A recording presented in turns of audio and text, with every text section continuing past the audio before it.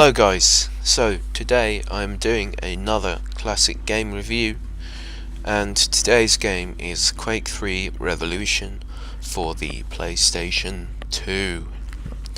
Now, Mr. GV Games here does like to take some time out every now and then, so while I was on my holidays I thought, why not try some of my old PlayStation 2 games out again. So, I took my Ps2. Excellent. So, let's say what it says on the back of the case. You have spent an eternity fighting in the arenas of the Vadriga. Only the strict devotion to a single mantra, kill or be killed, keeps you alive.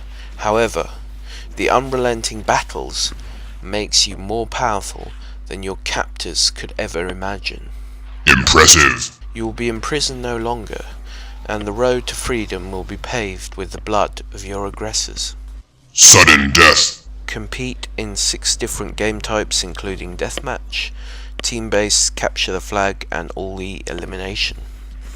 Develop your character's combat skills in a newly designed single-player campaign. Advanced characters can be saved and used to battle in split-screen competitions. So challenge up to 3 friends with intense quad-screen action. And just a couple more here. Wreak havoc through 35 challenging arenas, including maps designed specifically for PlayStation 2. Arm yourself with 12 weapons of mass destruction, including a chain gun, grenade launcher, rocket launcher, and the BFG. So this game has been released quite a few years after the original Quake 3 Arena. Perfect.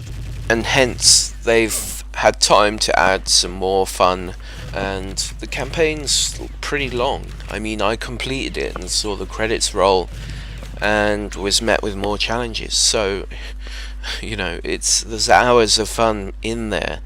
The only problem really is that it does get repetitive because you're doing basically the same thing. Okay, so essentially Quake 3 Revolution is a PlayStation 2 port of Quake 3 Arena, albeit with a more extensive single player mode. As it says, you can go through 35 challenging arenas, and some of them are designed just for PlayStation 2, which is neat. Excellent. The game, the main mode, if you're not playing 4-player split screens, is the single player mode, and the single player mode is pretty fun actually. It does have kind of an addictive quality. 1 frag left. The only down points perhaps are small things that can be irritating. So there are roughly 6 modes in the game. There is survival, deathmatch, capture the flag, possession, or elimination. The ones on the campaign, you'll play all these different modes with different characters, different levels of health and hit points. So there is a wide array of levels.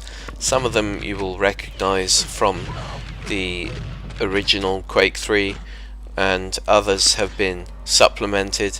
So that's one of the good things about this game, is that whatever content that was rushed into the release date of the first Quake 3, now they've had more time to improve on that, and it definitely shows.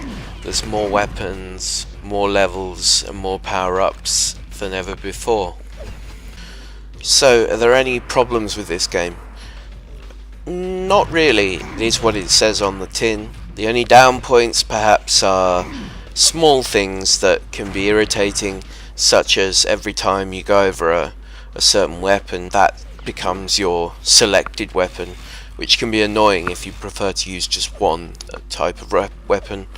Also, the graphics are probably, although pretty good and brilliant on the emulator, on a regular PlayStation 2 they're nothing special.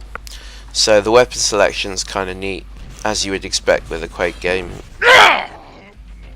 So yeah, the weapons are pretty satisfying to shoot. They've got a exaggeratedly large tone when they go off, and They're nice and chunky and... Okay, so the verdict on Quake 3 Revolution. As aforementioned, the gameplay can get quite repetitive, and so in turn the longevity can be affected.